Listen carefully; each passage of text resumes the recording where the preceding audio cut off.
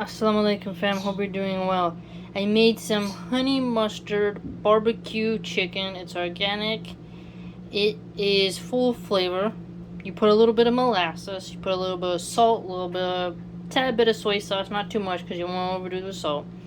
Black pepper, garlic, and then olive oil and organic honey mustard on there. You rub it in, right? You let it marinate, and then you put it in the oven, and it's just perfect. So you want to put a little bit of liquid in there so it's juicy and it steams and it doesn't get overly dry or anything like that.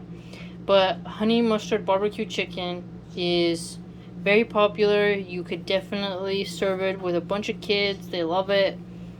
If you haven't tried practicing barbecue with different mustards, I highly recommend you do it. You can't really go wrong, but honey mustard, what's cool about it is the honey is included, so you don't get this super sweetness, but you get a pinch of it. And the garlic adds a nice finish and a depth of flavor and savoriness.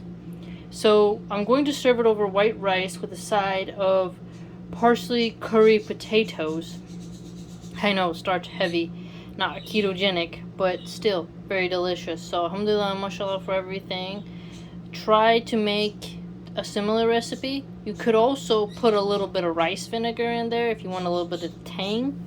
You could also put in chili flakes if you wanted, and if you really wanted to get fancy, you could put a little bit of chipotle chili flakes in there.